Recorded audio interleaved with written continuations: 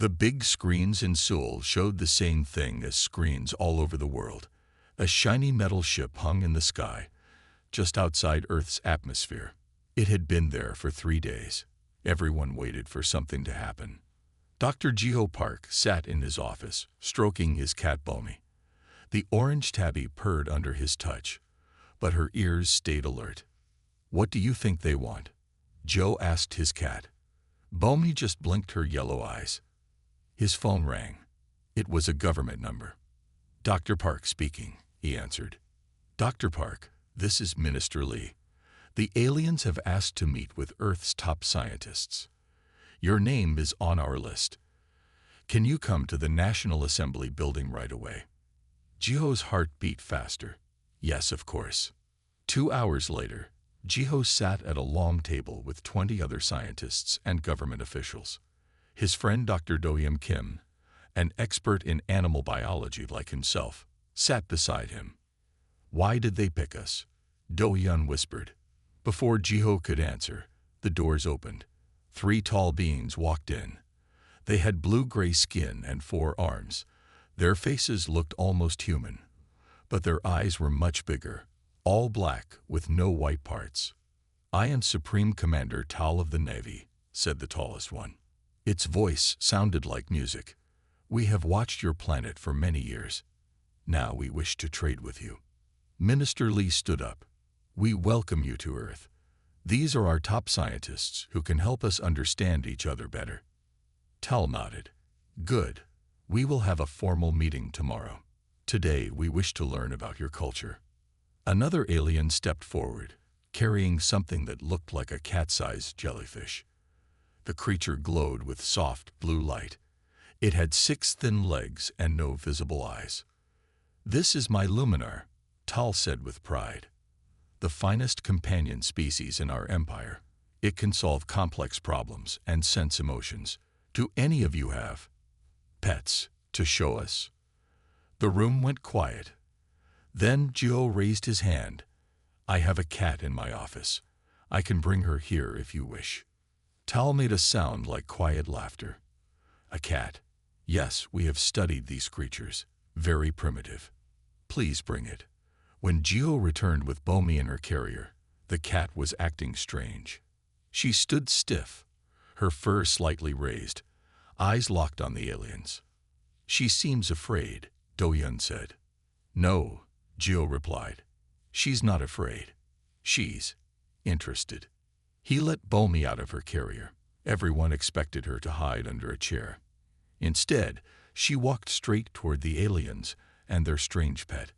The luminar's glow pulsed brighter. "Remarkable," Tal said. "Your primitive animal approaches without fear." Geo noticed how Tal said "your animal" and not "your pet" or "your companion." There was something cold in the way the alien spoke about Earth creatures. Bomi sat down a meter away from the luminar. The 2 animals watched each other. The room was silent. Then Bomi did something unexpected. She yawned, showing her teeth, then started cleaning her paw as if the alien creature was not worth her time. The luminar's glow changed to a red color. Tal quickly picked it up. "Your animal has upset my luminar," Tal said, sounding angry. "I'm sorry," Jiho said, though he wasn't sure what Bomi had done wrong. "Cats can be independent." Independent. Tal seemed confused by the word. A companion should obey its master. At the dinner that night, Tal talked about navipets. He explained how they had special powers and were much smarter than Earth animals. "Our companions can solve math problems, detect lies, even predict weather," Tal boasted. "What can your Earth pets do besides eat and sleep?" Do-Yeon, who had been quiet all evening, suddenly spoke. "Our pets make us happy. They love us, and we love them. Maybe we could arrange a small competition to share our different pet cultures." Tal's big eyes blinked slowly. "A competition between your Earth animals and our companion species." He made that musical laughing sound again. "That would be amusing." Jiho looked at Bomi, who was now sleeping in her carrier. He had a feeling things were about to get very interesting. What started as a small idea at dinner grew big very fast. By morning, news of a pet competition between Earth and alien animals was all over the world. People loved the idea. Jiho woke up to his phone ringing nonstop. Reporters, government officials, and fellow scientists all wanted to talk to him. "This is crazy," he told Bomi, who just stretched on his bed, not caring about the excitement. What did Do-hyun start? At noon, Jiho met with a special team at Seoul National University. Do-hyun was there, looking both excited and worried. "I'm sorry," Do-hyun said. "I didn't think Tal would take it so seriously." "It's too late now," said a woman at the end of the table. "I'm Hae-jin Moon, animal behavior expert. The government asked me to design the competition tests." Jiho nodded. He had read her books on how animals think. "Do we have any chance of winning against their pets?" Hae-jin smiled. "That depends on what winning means." A screen on the wall turned on. Minister Lee appeared with a serious face. "Dr. Park, Dr. Kim, Dr. Moon, we have a situation. Supreme Commander Tal has made the competition official. He says the winning side will get better trade deals." Everyone in the room looked worried. "Trade deals?" Joe asked. "What do they want to trade?" "Technology," Minister Lee said. "Their ships can travel between stars. They have medicine that could help millions, but they want our resources in return. Water, metals, land." Do-hyun stood up. "So now our pets are deciding the future of Earth." "Not just your house pets," said a new voice. A tall Navi entered the room behind Minister Lee. It was not Tal, but a smaller alien. "I am Assistant Researcher Vel. I will explain the competition rules." Vel showed pictures of 3 types of Navi pets. "The Luminar you have seen. It is our intelligence specialist." The glowing 6-legged creature appeared on screen. "The Drifters are our sensing specialists. These looked like floating balls with thin tentacles hanging down. And the Shrike is our protection specialist." This creature made everyone in the room feel cold. It looked like a mix between a wolf and a lizard, with sharp spines along its back. "We have studied your planet for 50 years, Vel said. "We know all about your animals. You keep them for emotional reasons. This is strange to us. Our companions serve a purpose." "Our pets do have a purpose," Hae-jin said firmly. "They're our friends." Vel blinked slowly. "Friendship is not a purpose. It is a weakness." After Vel left, the team talked about which Earth animals to choose. "Dogs are loyal and can follow commands," Hae-jin said. "Cats are independent problem solvers. Birds can fly and have good memory. We need all types." "What about my Bomi?" Joe asked. "She wasn't afraid of the Luminar." "Bring her," Hae-jin agreed. "We need brave animals." Do-hyun made some calls. "I found Minja Choi, a famous dog trainer. He's bringing his border collie, Haru. That dog can learn anything." By evening, a plan was coming together.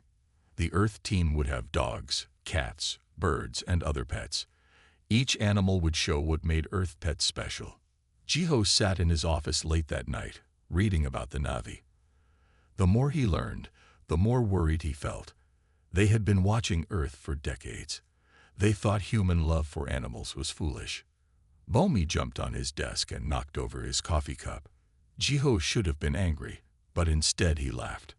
"Maybe that's it, Bomi," he said, cleaning up the mess. "They expect our pets to be perfect like machines, but Earth pets are messy, silly, and sometimes annoying. And that's why we love them." Bomi purred and rubbed her head against his hand. The next day, the competition rules were announced. There would be 3 main events: intelligence tests, physical challenges, and a final mystery event. They had 2 weeks to prepare. "Can we really win this?" Do-hyun asked as they watched Minja's dog Haru run through a practice course. "I don't know," Jiho said. "But I know one thing. The Navi don't understand why we love our pets, and that might be their biggest weakness. The sun was just coming up when Joe arrived at the new training center. The government had turned an old sports arena into a place for the Earth pets to practice. Dogs, cats, birds, and even some small rodents were already there with their humans. "You're late," Hyjin said when she saw Jiho. Bomi was sleeping in her carrier, not caring about the noise around her. "Sorry." Bomi didn't want to get out of bed, Jiho said. "Any news from the Navy?" Hyjin's face looked worried. "They sent videos of their pets training. It's not good for us." She showed Jiho a tablet. On the screen, the Luminar was solving a puzzle box in seconds. A drifter was finding hidden objects through walls. Worst of all, a shrike was running through an obstacle course faster than any Earth animal could move. "How can we beat that?" Joe asked. "We don't need to beat them at everything," said a new voice. A young man with messy hair and a friendly smile walked up with a border collie.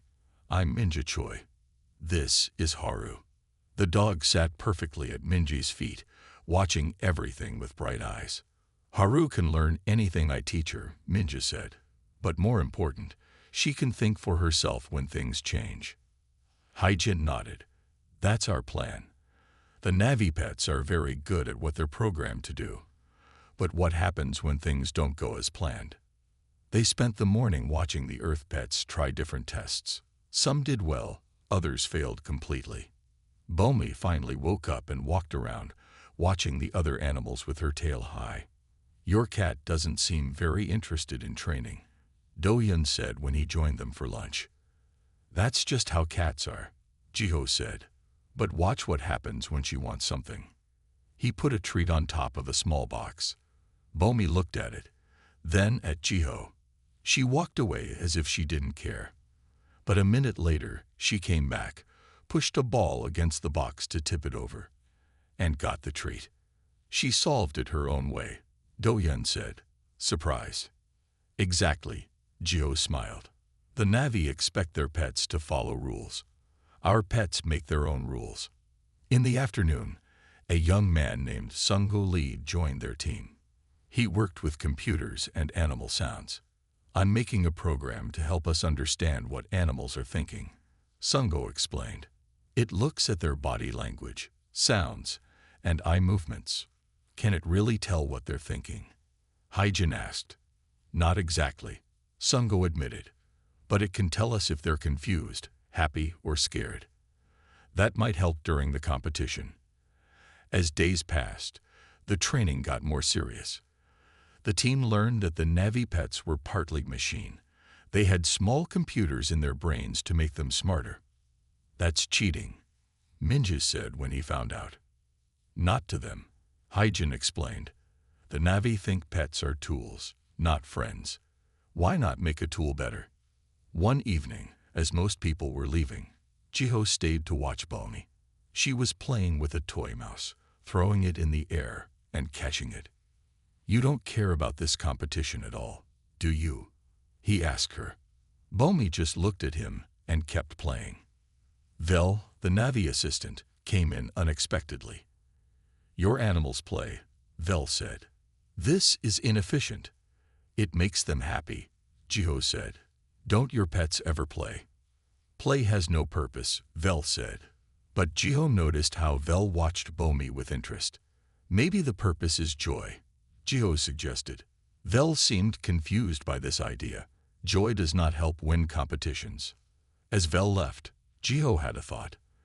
The Navy were so focused on winning that they missed something important about pets, the unpredictable, silly moments that made humans love them. "That's it," he whispered to Bomi.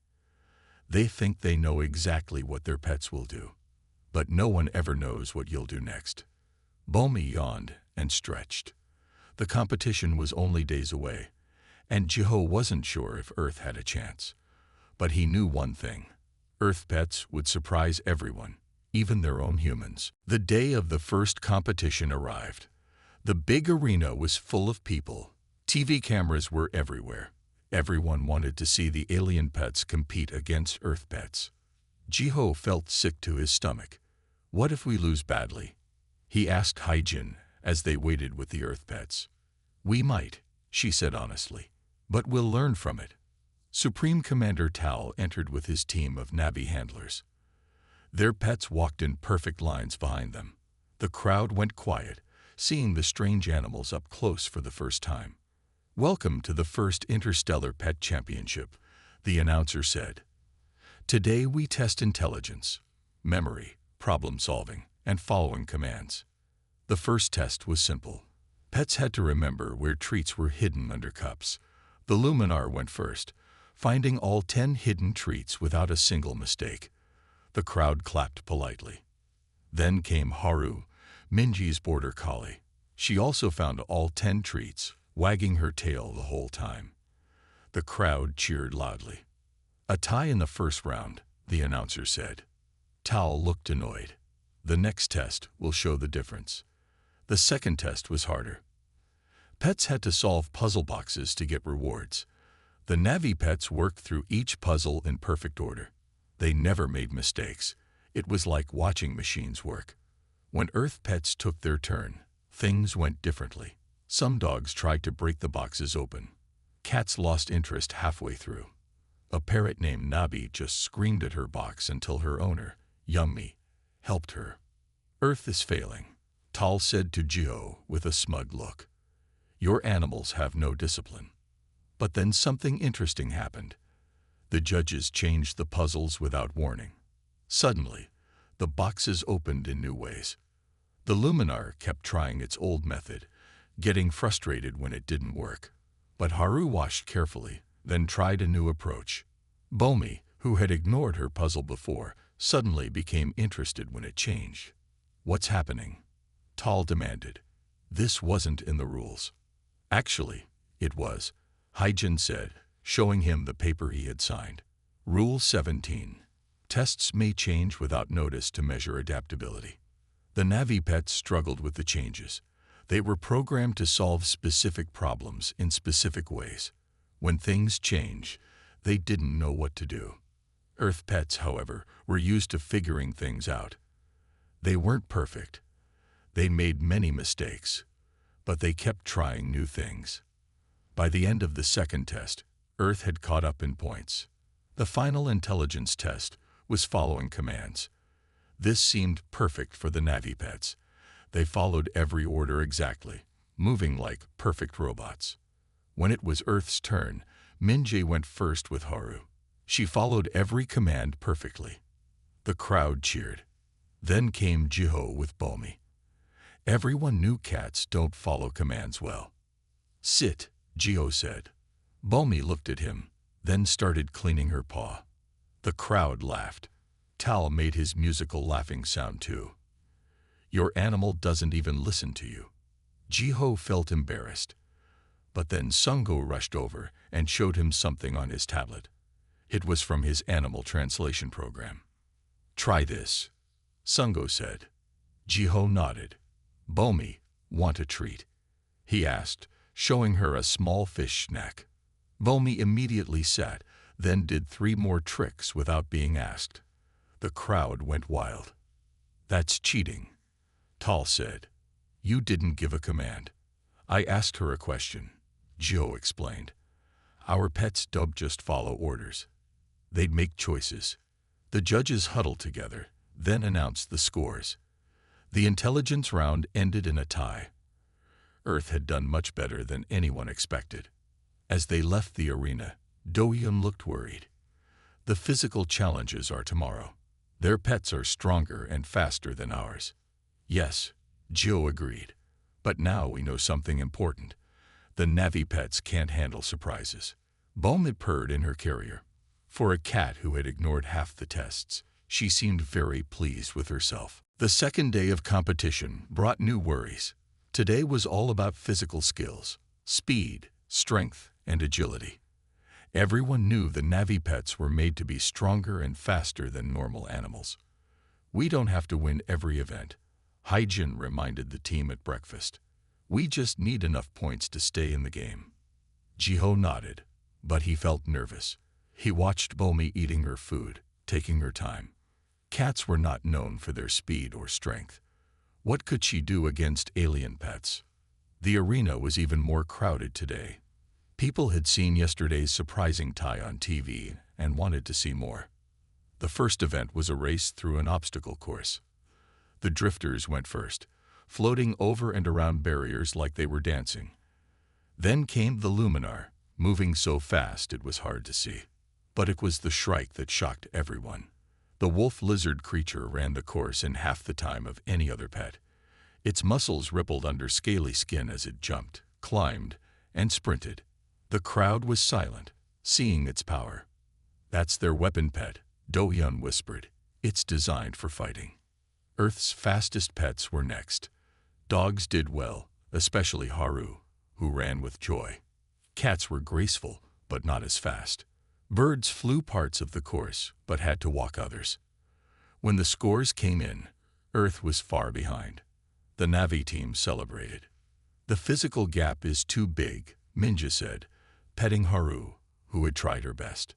Then a small woman with short hair walked up to them. "Maybe not. I'm Young Mi Kang. My parrot Nabi has an idea for the flying course." The second event was in the air. Pets had to fly through hoops and around poles. The drifters were amazing, changing direction like they could read minds. Then came Nabi, Young-Mi's blue parrot. She was small compared to the aliens, but she flew with heart. She spun and dove through the course, using moves the drifters never tried. The crowd cheered every twist and turn. When Nabi finished, her score was close to the drifters. Earth was still behind, but not by as much. "How did you train her to fly like that?" Joe asked Young-Mi. "I didn't," she said. "Nabi was a wild bird before I rescued her. She learned to fly like that to escape hawks. I just showed her where to go." The final physical test was strength. Pets had to pull weighted sleds. No one expected Earth to do well here. The Shrike went first. It pulled a sled loaded with weights that would challenge a horse. The crowd gasped at its power. Earth's strongest dogs tried next. They pulled hard, but could only move smaller weights. The gap was huge. As Earth fell further behind in points, Tal approached Joe with a smug look. "Your animals are weak," he said. "The Shrike could kill any of your pets with one bite." Just then, the Shrike growled at a small dog that came too close. Before its handler could stop it, the Shrike lunged and bit the dog's leg. People screamed. The small dog cried in pain. Its owner, a young girl, started crying too. "Control your animal," Hyjin shouted at the Na'vi handler. It was doing its job, protecting its space, Tal said coldly. Jiho ran to help the injured dog. Surprisingly, Bomi jumped from his arms and stood between the Shrike and the hurt dog, her back arched and fur standing up. The Shrike, twice her size, stepped back, confused by this small animal that showed no fear.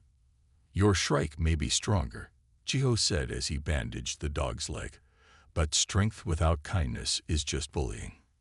Tal didn't understand. Kindness is not part of competition. As the day ended, Earth was behind in total points. The physical tests had shown the Na'vi pets' superior abilities, but something else had happened too. People saw how Earth pets showed bravery and heart, even when outmatched. "Tomorrow is the final event," Hyjin said as they left the arena. "And I have a plan." Jiho looked down at Bomi in his arms. "What do you think our chances are?" Bomi just purred and closed her eyes. Either she didn't care, or she knew something the humans didn't. After the second day of competition, Jiho couldn't sleep. The image of the hurt dog and the cold look in Tal's eyes kept him awake. He went to the lab early the next morning, before the sun was up. To his surprise, Sungho was already there, working on his computer. Dark circles under his eyes showed he hadn't slept either. "I've been running my animal translation program all night," Sungho said without looking up. "Something isn't right with the Na'vi pets." "What do you mean?" Jiho asked, putting Bomi's carrier down. She was still asleep inside. "Look at these readings," Sungho pointed to his screen. "When our pets compete, their brain patterns show excitement, focus, sometimes frustration, normal feelings. He switched to another image. But the Navi pets show something different. See these spikes? That's pain. Pain. Joe looked closer. You're saying their pets are in pain when they compete. Not just when they compete. All the time. Sung-ho looked troubled. It's like they're being forced to do everything. Haijin arrived with Do-yeon and Minjae. Sung-ho showed them his findings. This explains their perfect obedience, Haijin said. They're not following commands because they want to. They have no choice. We should tell someone, Minjae suggested. Who? Do-yeon asked. The Navi. They clearly don't care. Our government. They're too worried about the trade deals. Maybe someone from the Navi side cares, Jio said, remembering how Vel had watched Bomi playing. That afternoon, Jio found Vel alone in the arena, studying Earth's pets. The young Navy seemed different from the others, more curious. Your animals play even when not commanded, Vel observed, watching Haru chase a ball. They play because it makes them happy, Jio explained. Don't your pets ever seem happy? Vel was quiet for a long time. Our companions were not made for happiness. They were made to serve. Made? Joe asked carefully. You mean trained? Vel looked around to make sure no other Navi were near. Not just trained. Change. They were once wild creatures from other worlds. We improved them. With technology. Gio guessed. Yes, their brains are connected to control devices. It makes them obedient. That sounds painful, Gio said. Vel looked down. It is, but Supreme Commander Tal says pain is necessary for control. Gio felt sick. That's not how we treat animals on Earth. I have noticed, Vel said. Your way is interesting, but Tal would never understand. To him, control is everything. Later, Jiho told the team what he had learned. That's horrible, Yummi said, holding Nabi close. They're torturing their pets. It's more than that, Haijin realized. The Navi don't just control their pets, they control everything. Their whole culture is about control. And our culture? Joe asked. Connection, Haijin said. We don't force our pets to obey. We build relationships with them. That's why they help us even when they don't have to. Do-yeon nodded. That's it. The final event tomorrow is supposed to test teamwork. The Navi think that means perfect obedience, but real teamwork is about trust.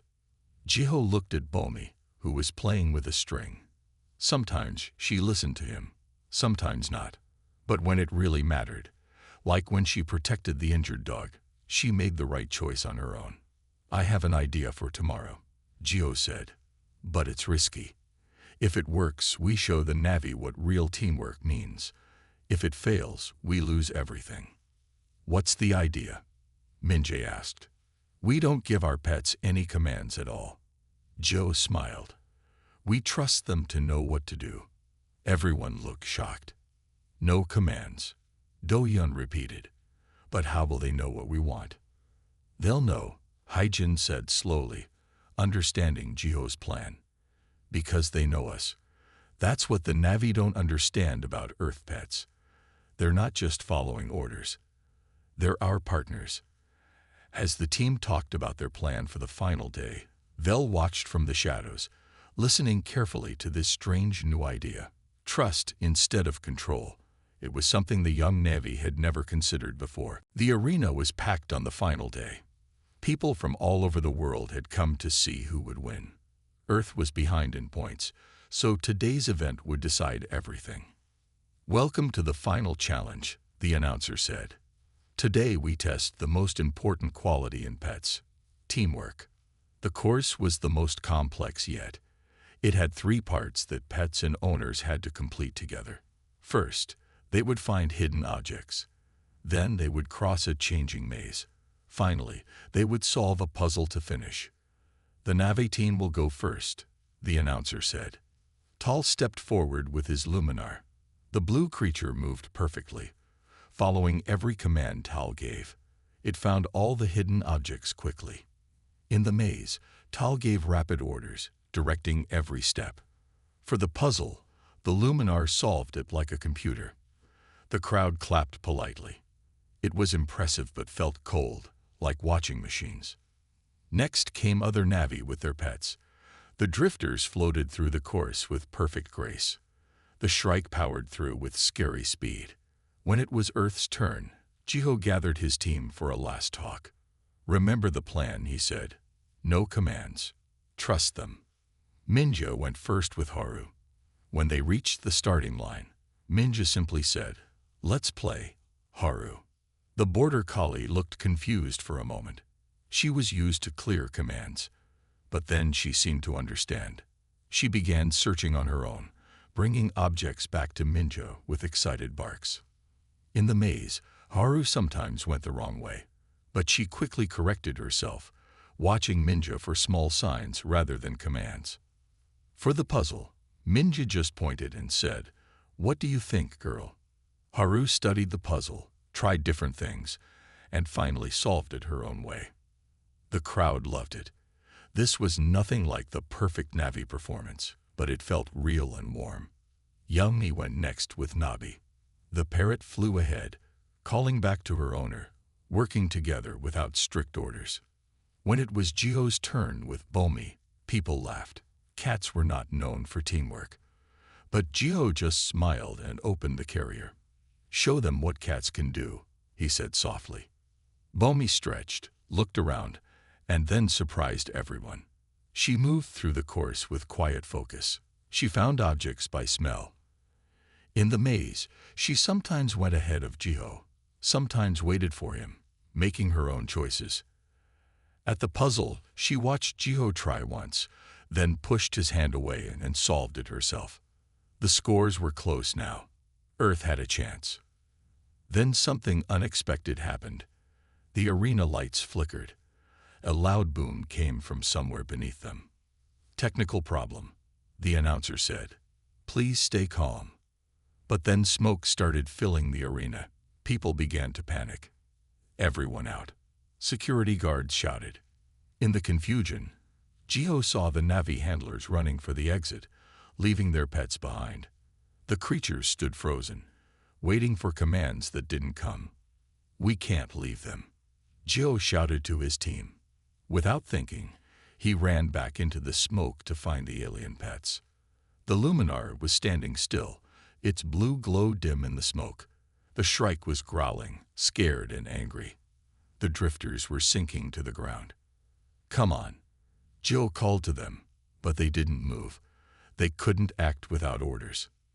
Then Jiho felt something brush his leg. It was Bomi. And behind her came Haru and Nabi. The Earth pets had come back for him. Bomi went to the Luminar and nudged it. Haru barked at the Shrike until it followed her. Nabi flew circles around the drifters, guiding them up. Together, the Earth team and their pets led the alien creatures to safety. As they reached the exit, Jiho saw Vel watching with amazement. "Your pets came back for you," Vel said. "And they helped our companions." "Why?" "Because that's what friends do," Jiho said, picking up Bomi. "They help each other, not because they're ordered to, but because they choose to." The competition was forgotten as humans and Navi worked together to make sure everyone was safe. Something had changed. The Navi saw Earth pets differently now. In the chaos, no one noticed that the Luminar's eyes looked clearer than before, as if something inside it was waking up. The day after the emergency, the competition was put on hold. The smoke had come from a broken power system, not anything dangerous, but it had changed things in ways no one expected. Jiho sat in a quiet meeting room with his team. They were all tired but happy that everyone had escaped safely. "We may never know who would have won," Do-Yun said. "I think we already know," Haijin replied with a smile. The door opened, and Vel entered alone. The young Navi looked nervous. "I need to talk to you," Vel said quietly. "What I tell you must stay secret." Everyone leaned forward to listen. "Our companions, They are not what you think. Vel began. They are not just animals with technology added to them. What are they? Joe asked. They are people, Vel said. Or they were. The Luminar, the Drifters, the Shrike. They are species from worlds the Na'vi conquered long ago. The smartest ones were taken and changed. The room went silent with shock. You mean they're enslaved? Yummy whispered, holding Nabi closer. Vel nodded. The control devices don't just make them obey. They stop them from remembering who they are. That's horrible, Minja said. Yes, some of us have questioned this practice, Vel admitted. But Tal and the older leaders believe it is necessary for our empire. Why are you telling us this? Joe asked. Because something happened yesterday. When your pets helped our companions escape, the Luminar started acting differently. The control seems weaker now. And it's not just the Luminar. All the companions who had contact with Earth pets are changing. Sung-Ho looked up from his tablet. My program detected strange new patterns in the Na'vi pets this morning. Their brain activity looks more natural, more like our pets. Could it be your control devices are failing? Hyjin suggested. No, Vel said. It's something else. Something about how your pets behave is waking them up. Jiho thought about how Bomi had nudged the Luminar during the emergency. Our pets showed them kindness. Maybe that's stronger than control. Vel seemed worried. Tal has noticed. He wants to leave Earth immediately and reset all companion devices. I came to ask for your help. What can we do? Joe asked. We need to show all the Navy that there is a better way. But I need your pets to help. That evening, a special ceremony was planned to end the competition officially. Both teams would appear together one last time before the Na'vi left Earth. As the ceremony began, Tal spoke about the great honor of competing and how the Na'vi looked forward to future relations with Earth. But his voice sounded strained. He kept looking at his Luminar with suspicion. When it was Earth's turn to speak, Jiho stepped forward with Bomi in his arms. We have learned much from this competition, he said, not about which pets are better, but about how we treat the beings who share our lives. As he spoke, Bomi jumped down. She walked directly to the Luminar and sat beside it. The crowd went quiet, watching. Then, as if responding to a silent signal, all the Earth pets moved toward the Na'vi pets. Haru approached the fierce Shrike without fear. Nabi flew to land near a drifter. What is happening? Tal demanded. Control your animals. We don't control them, Jiho said. They make their own choices. Then something amazing happened. The Luminar's blue glow changed to a bright white. It moved away from its handler and stood next to Bomi. One by one, all the Na'vi pets broke formation. Stop this. Tal ordered his handlers. Activate emergency protocols. The handlers pressed buttons on their control devices. The Na'vi pets shuddered in pain, but they didn't return. Instead, the Luminar made a sound no one had heard before, a kind of song. Vel stepped forward. They are remembering, Commander. They are waking up. The Shrike growled at its handler, then gently nuzzled Haru's side. The drifters floated in patterns they had never shown before. What have you done? Tal asked Jiho, his voice shaking. We didn't do anything, Joe replied. Your companions just needed to see that another way is possible. The ceremony ended in confusion. The Na'vi quickly gathered their pets and returned to their ship, but nothing would be the same again. The revolution had begun with a simple act of kindness between animals. 6 months passed since the Na'vi left Earth. Life had returned to normal for most people. The pet competition became a story people told, but many details were kept secret. Jiho continued his work at the university. Bomi still slept on his papers and knocked things off his desk. Some things never changed. One morning, Jiho received a phone call from Minister Lee. Dr. Park, they're back, the minister said, his voice excited. But it's different this time. You need to come quickly. 2 hours later, Jiho stood with his team at a landing field outside Seoul. A small Na'vi ship descended from the clouds. It was not the huge warship from before, but a simple transport vessel. "What do you think they want?" Do-hyun asked nervously. "I don't know," Jio replied. He held Bomi's carrier close. The cat was unusually alert, watching the ship land. The door of the ship opened. A single Na'vi stepped out. It was Vel, but different somehow. Vel stood taller, wore new clothing, and seemed more confident. "Greetings, friends," Vel said. "I am Commander Vel now. I bring news from the Na'vi worlds." More Na'vi exited the ship behind Vel. But what made everyone gasp were the creatures that followed them. The Luminar, the Drifters, and even the Shrike walked freely, without restraints or handlers. "What happened?" Hyjin asked. "Revolution," Vel said simply. "After we left Earth, the companions could not be controlled anymore. Your pets woke something in them that our technology could not erase. Memory." Vel explained how the Luminar had started communicating with each other. They remembered they were once called the Eri, a peaceful race from a distant world. The Drifters were the Vosh, natural explorers. Even the fierce Shrike remembered its true name, the Coda, protectors of their forest home. "The control devices have been removed," Vel said. It was not easy. Many old leaders like Tal refused to change, but more of us believed it was time for a new way. The Luminar, now called by its real name, an Eri, stepped forward.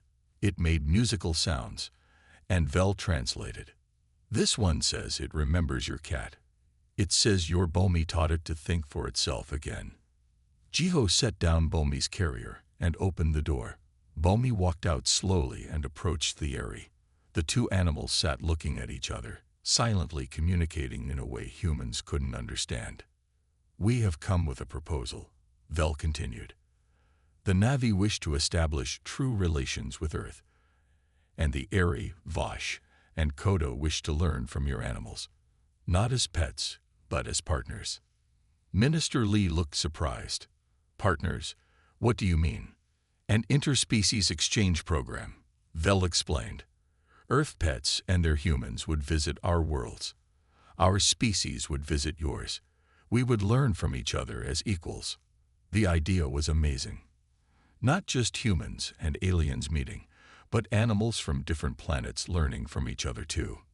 Over the next weeks, the details were worked out.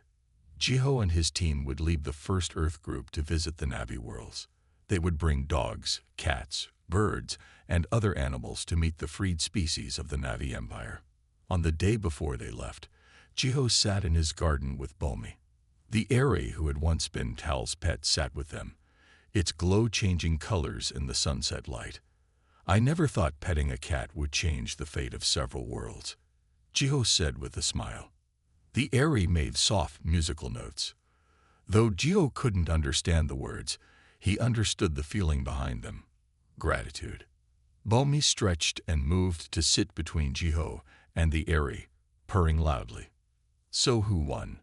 Do-hyun asked, joining them in the garden. "Earth pets or alien pets?" Jiho watched as Bomi gently touched her paw to the Eri's glowing skin. "I think we all won," he said. "The competition was never about which pets were better. It was about finding a better way to live together." As the sun set on Earth, new understanding was dawning across the stars. And it had all started with a simple idea: that friendship was stronger than control, and compassion more powerful than commands. The true winners were those who learned to see other beings not as pets or tools, but as friends with minds and hearts of their own.